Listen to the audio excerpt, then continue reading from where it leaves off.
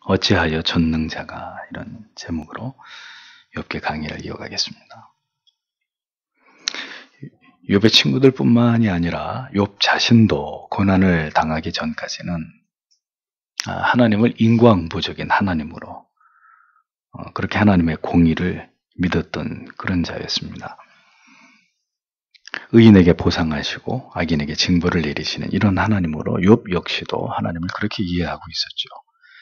그러나 이제 욥은 자신이 무죄함에도 불구하고 끝없는 괴로움과 고난 속에 고통을 당하고 있으면서 의인도 무죄한 고난을 당할 수 있고 또 상대적으로 악인도 아무런 고난 없이 승승장구할 수 있다는 사실에 대해서 비로소 눈을 뜨고 있었습니다. 본절에서는 욥의 친구들이 욥에게 하나님은 언제나 공의로우시고 세상을 향해서 적절하게 하나님의 때에 보응하시는 하나님이라고 주장을 했는데, 그리고 욥도 그 하나님이 보응의 차원에서 그 자신의 죄로 인해서 고통을 당하는 것이라고 욥의 친구들이 그렇게 욥을 몰아가지 않았습니까? 욥은 이제 그렇게 생각하는 그 하나님의 공의에 대한 그들의 이해가 잘못된 것이라는 것을 계속 그의 논리 속에서 반박하고 있는 이런 모습을 우리에게 계속 보여줍니다. 즉, 악인이 이 세상에서 아무리 악을 행해도 하나님은 그들을 벌하지 않는 분이시다. 이것을 욥이 증명하고 있었던 거죠.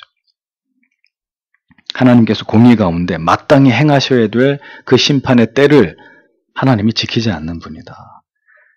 이제 오늘의 내용은 바로 그것을 욥이 증명하고 그 하나님에 대한 불만을 드러내고 있는 이런 내용입니다. 그래서 그는 이것을 증명하기 위해서 악인들의 범죄의 긴 목록을 열거하기 시작합니다. 이렇게 악인들이 악을 행해도 하나님의 징벌의 때는 임하지 않는데 무슨 근거로 유독 내게 임한 고난만을 가지고, 죄 없는 내게 임한 고난만을 가지고 너희들은 그것을 하나님의 징벌고 저주라고 자꾸 나에게 그렇게 얘기를 하느냐. 그렇게 자기를 정죄하는 친구들을 향해서 욥은 정면으로 이제 이 논리를 통해서 그것을 묻고자 하고 있었던 겁니다. 1절에서 4절을 다시 번역해보면, 어찌하여 전능하신 분이 때를 정하지 아니하셨는가? 어찌하여 그분을 아는 사람들이 그분의 날을 보지 못하는가? 어떤 사람은 땅에 경계의 선을 옮기고 양떼를 빼앗아 기르며 고아의 나귀를 끌어가고 과부의 소를 저당 잡으며 빈궁한 자를 길에서 몰아내니 세상에 가난한 자가 모두 숨는구나. 이렇게 기록합니다. 욥은 선악을 심판하시는 하나님의 때가 언제인지 도저히 알 수 없다고 답답함을 토로합니다.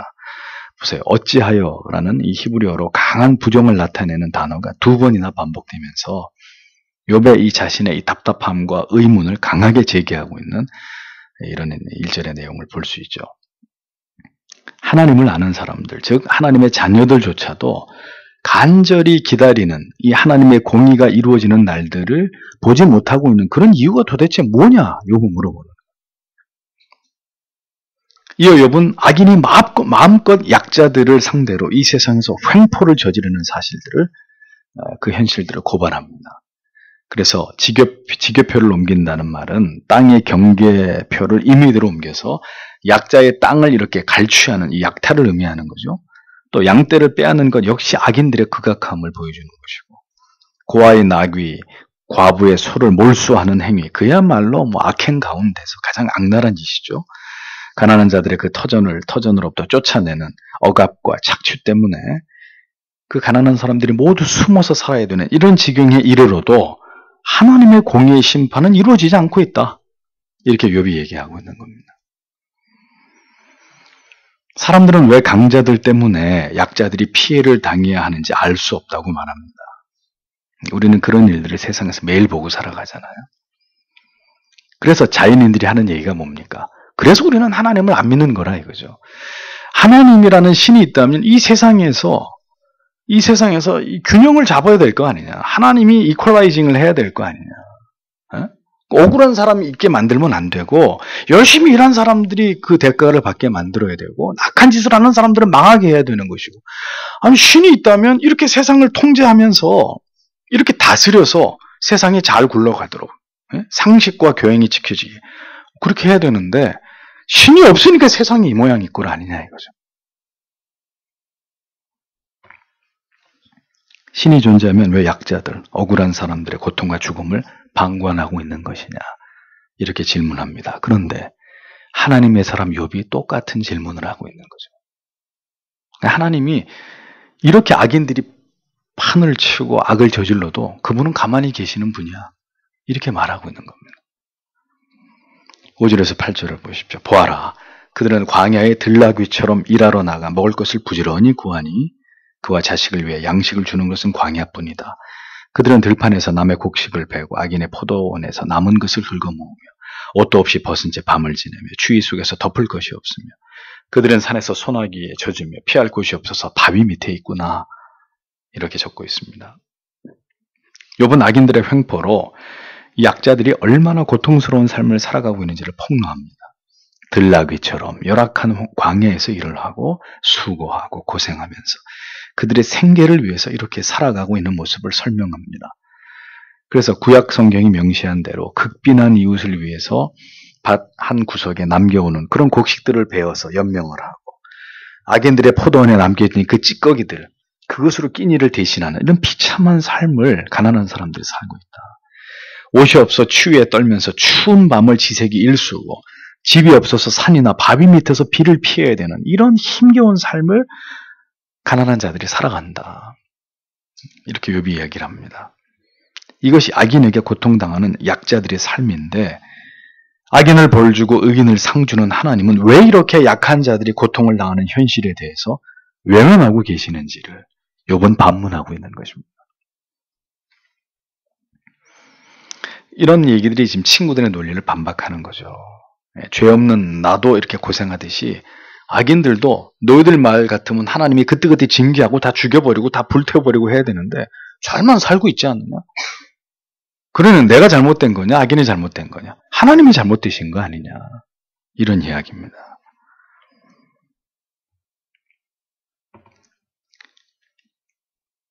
이것이 악인에게 고통당하는 약자들의 삶인데 악인을 벌주고 의인을 상주는 하나님, 현실을 외면하고 계시는 하나님이다. 이런 불공평한 일들은 모두 하나님의 책임이다. 이런 논리를 욥은 간접적으로 드러내고 있었던 것입니다.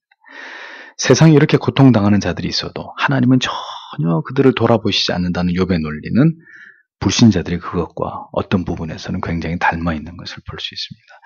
9절에서 12절을 보면 어떤 사람은 아비 없는 자식을 어미 품에서 빼앗아가며 가난한 자에게서 저당물을 잡음으로 그들은 옷도 없이 벗은 채로 다니며 굶주린 채 곡식 단을 나르고 담들 사이에서 기름을 짜며 포도주 틀을 밟으면서 목말라 한다. 성읍에서 죽어가는 사람들의 영혼이 울부짖으나 하나님께서는 그 흉한 모습을 보지 않으신다. 이렇게 적고 있습니다. 악인들에 의해서 온갖 악행에 저질러지고 있는 이 세상의 모습을 욥이 계속해서 열거합니다. 악인들은 과부에게 그녀가 가진 전부와도 같은 자식들을 빼앗아가고 갚을 능력이 없는 가난한 사람의 물건을 저당 잡아버리고 그렇게 고통당하는 약자들을 약자들은 입은 옷까지 없어가지고 벌거벗으면서 줄인 채로 그렇게 곡식을 나르고 기름을 짜고 포도주를 만드는 이런 노동에 시달리고 있다는 현실에 대해서 이야기합니다. 그렇게 사회적인 약자들, 가난한 사람들이 여기저기서 죽어가면서 절규를 하고 있는데도 뭐라고요? 하나님께서는 그들을 향해서 눈을 돌리고 있지 않다. 눈을 돌려버리고 계신다. 외면하고 계신다. 이렇게 욥은 하나님을 원망하고 있고 하나님을 이해할 수 없는 신으로 몰아가고 있습니다. 욥은 죄 없는 자신에게 이렇게 고통을 가하시는 하나님은 자신에게 뿐만 아니라 이 세상에서 모든 고통당하는 자들에 대해서도 그렇게 하시는 분이다. 이렇게 얘기합니다. 욥의 신앙의 무지와 부족함이 이렇게 적나라하게 드러나고 있는 겁니다. 그러니까 욥기의 서두에 하나님이 이걸 굉장히 칭찬해 주시죠. 욥은 의인이고 당대의 완전한 사람이라고. 그렇게 욥을 표현해 주신 것도 뭐죠? 하나님의 은혜라는 거예요. 욥이 하나님에 대해서 이렇게 이야기할 거라는 걸 하나님은 다 알고 계셨어도 그 하나님의 종 욥을 소개하는데 세상에 이만한 자가 없어. 사탄 앞에서 이만한 자가 없다. 그렇게 하나님이 우리를 여겨주시는 거예요. 우리가 그런 사람이 아닌데 그렇다고 여겨주시는, 의로운 자들이 아닌데 의롭다고 여겨주시는.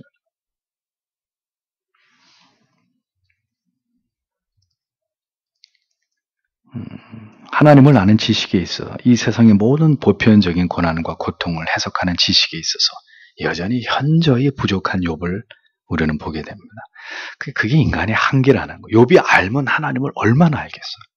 욥이 하나님을 얼마나 경외했겠어요. 그 경외했으면 이렇게까지 하나님에 대해서 얘기하지 말아야죠. 네. 고난을 겪어보니 욥이 이렇게까지 무너지는 걸 보면 욥이 경건했다라는 말이 무색하잖아요. 그러니까 그렇게 여겨주시는 거예요, 하나님. 인간은 그 한계에서 절대 벗어나지 못해요. 들추면 다 이렇게 냄새 나는 것들이 우리 안에서 나오는 거죠. 그게 우리의 모습이잖아요. 우리는 자꾸 우리의 관점에서 언제나 하나님을 이해하려고 하고 파악하려고 합니다. 우리가 설명되고 이해되는 범위 안에서만 하나님의 뜻과 섭리를 헤아리려고 듭니다. 하나님의 심오하신 뜻은 우리가 생각하는 이 세상에서 일어나는 모든 현상들과 사건들을 초월합니다. 인간의 어줍지 않은 지식으로 하나님께서 행하시는 일을 판단하려고 하는 것만큼 어리석은 일이 어디 있겠습니까? 우리가 생각하는 법칙, 우리가 생각하는 어떤 규칙, 원리, 하나님은 그 넘어 계시는 거예요. 그것을 초월해서 하나님의 뜻을 펼쳐가시는 분이에요. 근데 우리는 조금만 우리의 생각에서 하나님이 우리가 납득할 수 없고 이해할 수 없는 방향으로 우리의 환경이나 상황을 끌고 가면 욥처럼 금방 이런 반응이 나오는 거죠. 하나님이 이렇게 일관성이 없으시냐고. 예. 왜 이랬다 저랬다 하시냐고. 이러는 법이 어디 있냐고 대체. 그러면서 무슨 하나님이 공의의 하나님이냐고 말씀하시냐고. 이렇게 반응을 한다는 겁니다. 우리가. 욥처럼 우리가 무엇인가를 임의대로 하나님에 대해서 판단하는 이런 죄를 범치 않도록 우리는 언제나 하나님의 주권 앞에서 하나님의 뜻을 깨닫도록. 그러니까 차라리 뭔가 우리가 알 수 없는 일들이 벌어질 때는 하나님 왜 지금 이렇게 하나님 말도 안 돼 이렇게 얘기할 게 아니고 하나님 제가 몰라서 그러는데 하나님 저에게 깨달음을 달라고. 그러니까 원망하고 자기 잣대 가지고 막 하나님을 평가하려고 들지 말고 지금의 자기의 삶과 환경에 대해서 막 저주하고 원망 불평하지 말고 하나님 제가 무지해서 그런데 하나님 왜 그렇게 하시는지를 저에게 깨닫게 해달라고. 그러나 그것도 깨닫게 해주신다면 감사한 것이고 하나님이 깨닫게 해주시지 않는다면 부단히 인내할 수 있는 믿음을 달라고. 우리가 할 수 있는 게 그거밖에 없잖아요.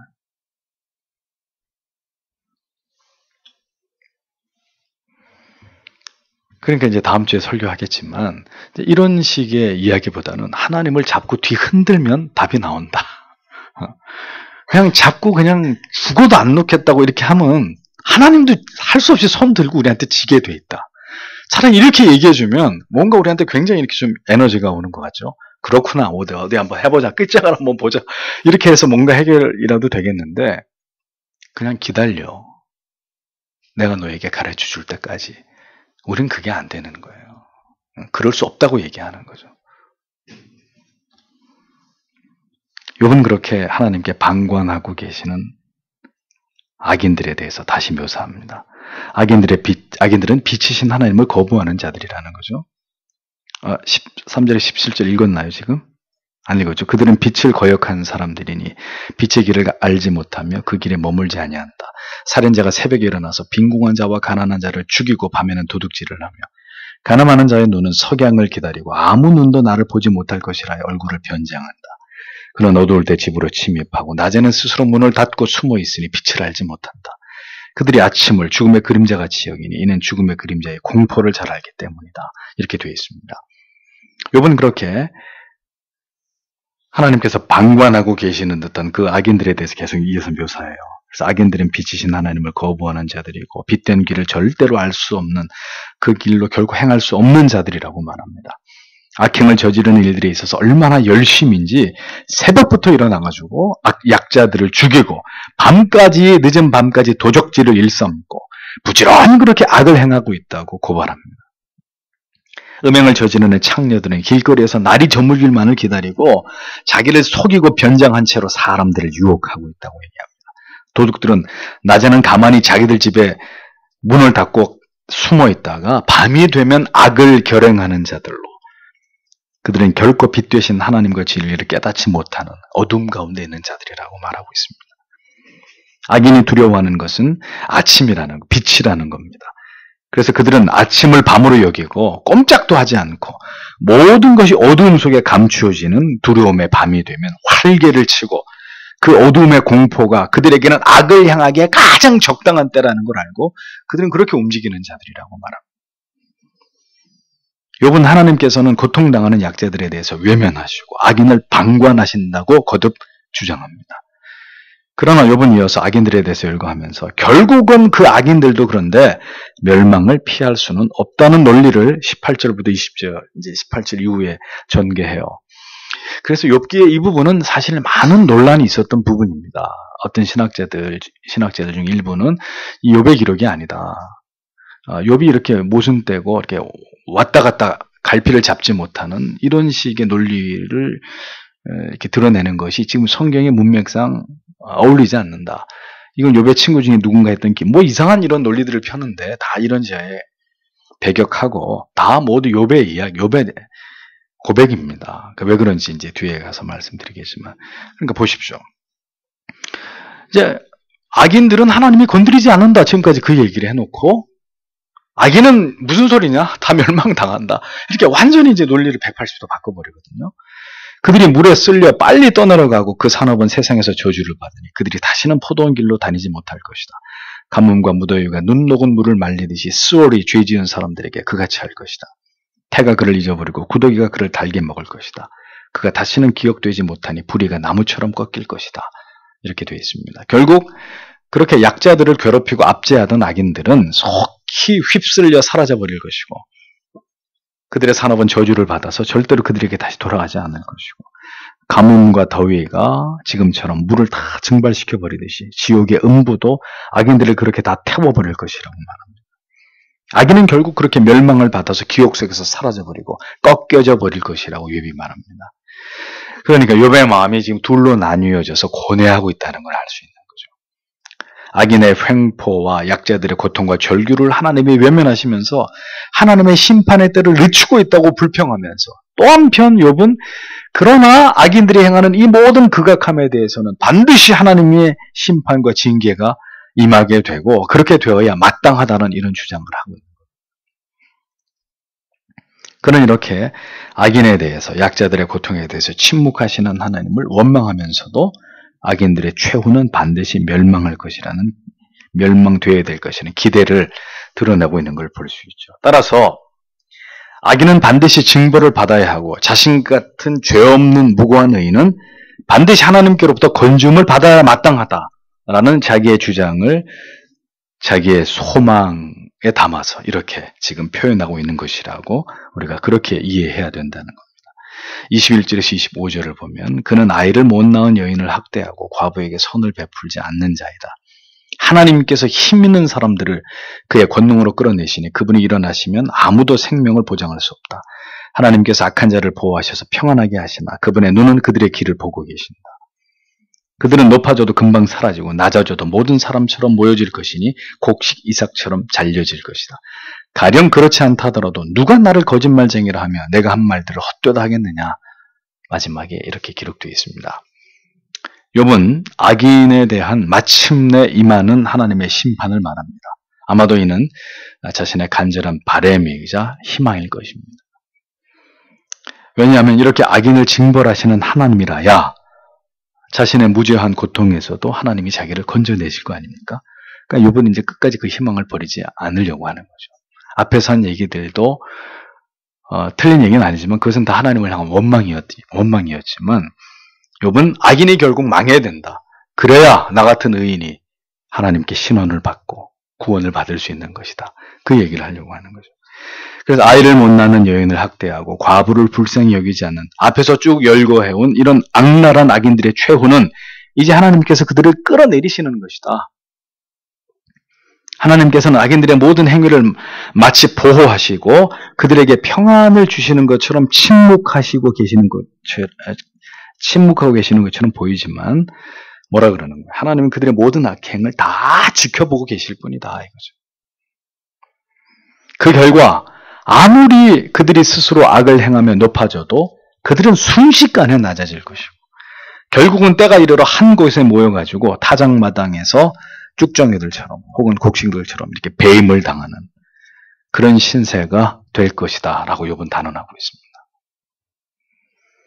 그런데 자신이 이렇게 악인에게 임하는 하나님의 징벌이 지금 당장 실현되지 않는다고 해서 누가 자신을 향해서 비난할 수 있느냐라고 마지막에 질문을 합니다. 왜냐하면 그 자신 또한 이유를 알 수 없는 고난을 자신이 무죄한 가운데 받고 있기 때문에 하나님이 행하시는 알 수 없는 이 모든 일들에 대해서 누가 내게 뭐 다른 말을 할 수 있겠냐 이렇게 반문하는 거죠. 악인은 반드시 징벌을 받아야 된다면 의인은 반드시 하나님께로부터 건지움을 받고 신원을 받는 것이 맞지 않느냐. 욥은 그렇게 하나님께 질문을 하고 있는 것인지 모릅니다. 그래서 이제 오늘 이 24장의 결론은 뭐겠습니까? 욥은 하나님의 나라가 속히 임하기를 소망하고 있는 겁니다. 악인이 도처에서 횡행하고 죄 없는 약자들이 이렇게 무참하게 고통을 당하고 있어도 아무것도 달라지지 않는 세상을 바라보면서 그리고 이유를 알지 못하는 고난의 한복판에 내동쟁이 쳐진 가운데 기약 없는 기다림 속에 있는 자기에게 속히 하나님이 오셔서 악인들에 대한 심판을 행하시고 그리고 의인은 나는 구원해 주시기를 욥은 간절히 염원하고 있는 것을 볼 수 있는 거죠. 성도 여러분, 우리가 다 알 수 없는 현실의 모든 모순들과 마치 하나님이 주무시고 계시는 듯한 이 세상에서 일어나는 모든 극악한 악행들과 또 약자들의 고통들을 신자는 어떤 시각으로 바라봐야 되겠습니까? 세상 사람들은 여전히 질문을 던집니다. 우리 종교인들에게. 그리고 그들이 부인하는 신의 존재 앞에서 세상이 왜 변하지 않느냐고 물어봅니다. 에? 너희들이 믿는 하나님이 계신다면, 아니 신이 존재한다면 세상이 왜 안 바뀌냐고 묻습니다. 그럼 우리도 그런 질문을, 욥처럼 그런 질문을 던져야 될까요?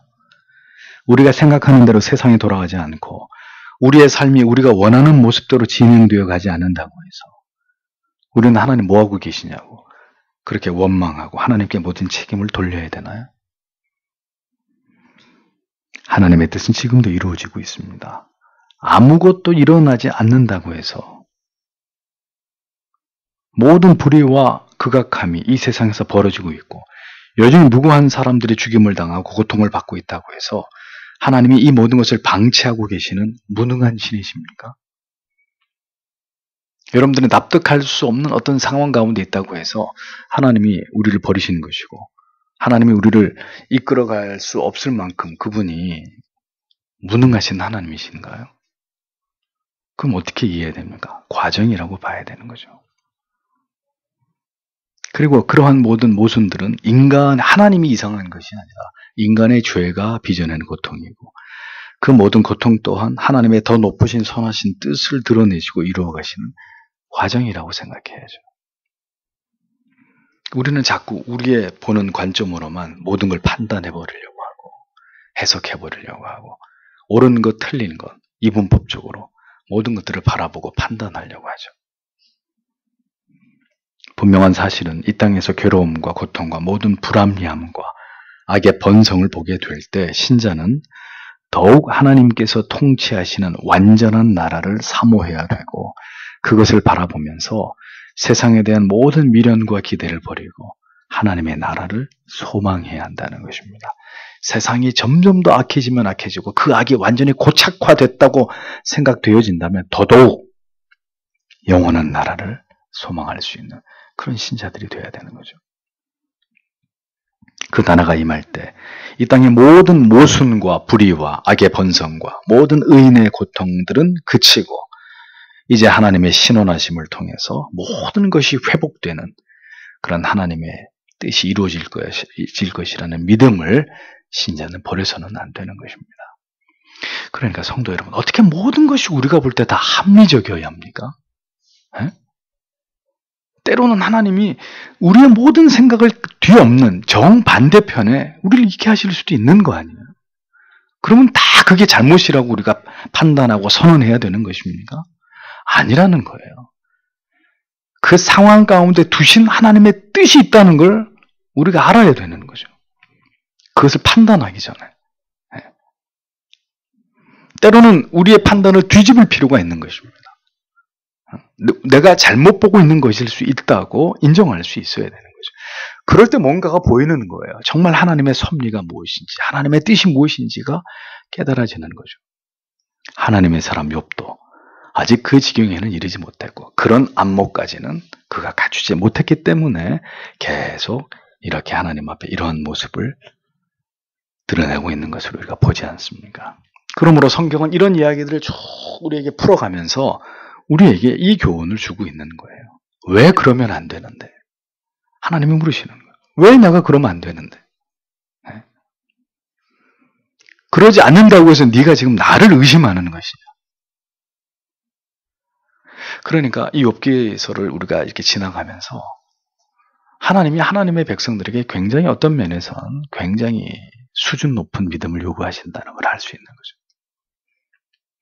겨우 우리가 보고 판단할 수 있는 그 정도가 아니라 그것을 뒤집어 엎어서 그 이면을 볼 수 있는, 지금까지 보지 못했던 어떤 것을 보아야만 하는 이런 단계를 하나님이 우리에게 요구하신다는 것을 보게 되는 거예요. 욥은 지금 그 시험을 통과하고 있었습니다. 세상을 보면서 더 기대하지 마십시오. 그리고 더 실망하지 마십시오. 그 실망이 영원한 하나님의 나라에 대한 소망으로 우리 안에 그렇게 확고하게 깃들여지기를 오늘도 우리가 소망하고, 모든 순간에 하나님의 뜻이 무엇인지를 깨닫도록, 그 뜻을 깨닫지 못한다면 그냥 인내하도록 하나님 우리에게 믿음을 달라고, 그것이 정말 하나님을 신앙하는 믿음의